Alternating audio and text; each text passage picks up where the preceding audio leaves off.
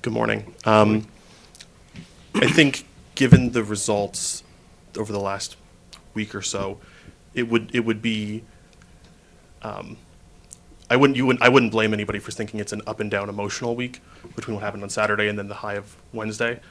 But I guess what has been your perspective on the atmosphere around the team heading into this weekend, and is that a fair assessment or is it completely off?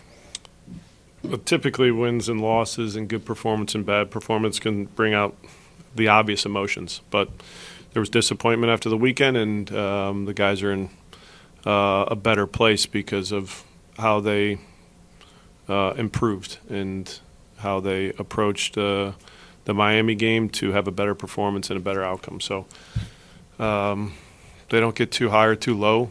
They have a pretty good understanding of when we're doing things right and when we get it wrong. So we go into Salt Lake, I think, in a good way off of a good performance, but now it's over, and we need to or already have shifted our focus to an in-form Salt Lake team. So I'm happy with where the group's at.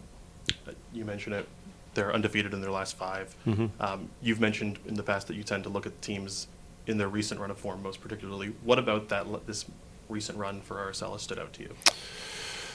I think on the defensive side of the ball, I think they apply pressure in a really good way.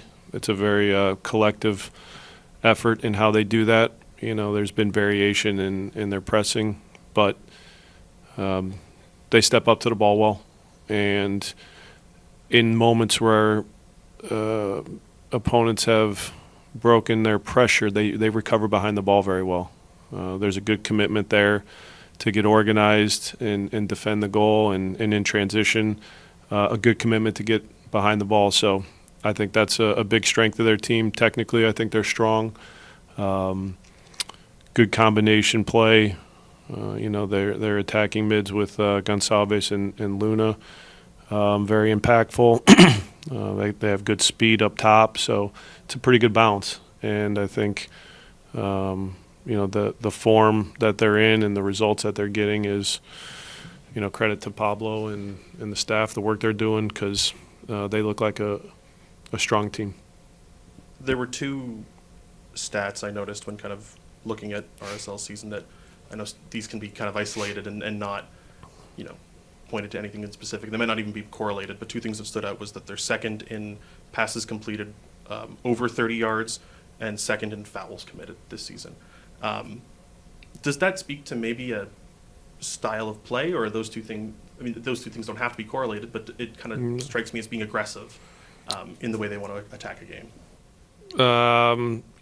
If you look at the fouls, they're an aggressive team. So aggressive, but what I don't see is reckless. So maybe, because you step to the ball in an aggressive way, there's going to be more fouls. We didn't dissect that too much. The pass completion percentage over distance is typically when you have, a back line or, holding midfielders from deeper positions that are strong with their passing over distance. And I think they have guys that can do that really well. And, altitude, maybe that factors into it with, I don't know what the home and away breakdown is, but balls travel in Salt Lake, and maybe they look to take advantage of that because they can get the distance and the timing right. Yeah, thanks for the time as always. Just obviously kind of 3rd match in a little bit over a week, second of the actual week. How big of a factor is rotation going to be, specifically up front with kind of Kevin out, Kai playing significant minutes in the last 2 games, and then kind of Dotto filling in and Sergio coming back? I think the guys have recovered really well, and that's the information we got yesterday and this morning. So we've had all of our conversations to put a strong group out there. We factored in the 2 games prior to Salt Lake, how they played out, with certain positions and the depth we have, what makes the most sense to have a rotation if we do, and with the idea of having fresh legs and a strong group to go out and start the game in a good way. Absolutely. And then just on RSL's side, obviously, Diego Luna is a player that gets talked about a lot, especially with his recent national team performances. Kind of, what have you seen from him specifically with RSL that kind of makes him stand out, just 21 years old? I think he's got a good feel for movement off the ball to find space for himself. I think he sees pressure in a good way to be able to combine with his teammates and moves off the ball in those moments really well to free himself up. Good dribbler, can beat you with shots from distance, can beat you on the dribble.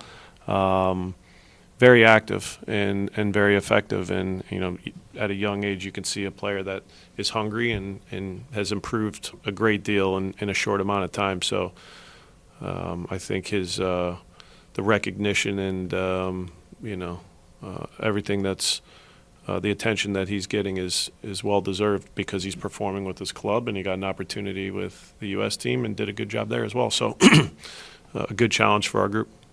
Yeah, and then just on your side, a young player, obviously Dado's been, might have an opportunity to play a little bit more with kind of Kevin out. Kind of, what have you seen from him developmentally wise, and where are you pushing him to grow a little bit more?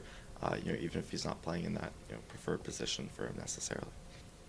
Yeah, I don't think the conversations around Dado have changed too much as far as what we're seeing and what he's capable of. Does a really good job on his movement to find that first goal. I think it was a good disciplined effort from him defensively. With the ball, I think it's always around consistency with young players and in games and being able to play in different types of games, against a physical team, against a team that sits back. I think that's where the improvement can be for Dado is just being able to adapt to different opponents and different structures to understand how to impact the game. But, he's done a good job with the production aspect of it. That part has improved this year considerably, so we're pleased about that. And now I think I've said it before, it's other aspects of the game to know your defensive responsibilities, to change speeds at the right time. It's not about sprinting all over the field, but understanding how to create space with the ball for yourself, for your teammates defensively, how to make play clear with pressing moments. So those are things we continue to work with Dado on. Pat, you mentioned a little bit earlier about the altitude that this game will be played at, 4,500 feet, the second highest in MLS. You've been very clear in the past, whether it be playing surface, temperature, games, and schedule congestion, guys need to be prepared and understand what that looks like. But how does that elevation factor into the way you guys will prepare this week, and can it change the way you have to map out a game? It won't change how we approach the game as far as tactically or, with ways that we want to impact the game with and without the ball. It's awareness. Guys, the ball's going to travel in a different way. You're going to have more distance when you're playing in a more direct way. Understand when we're on the defensive side of the ball, how the ball travels to understand how to not let plays get behind you.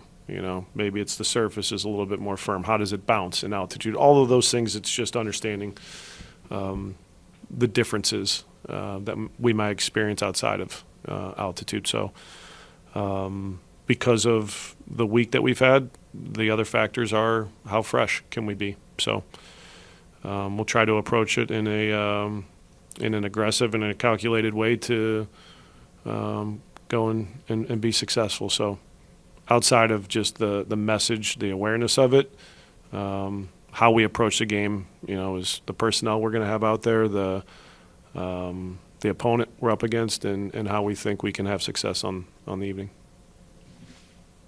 Thank you very much. Thanks. Thank you.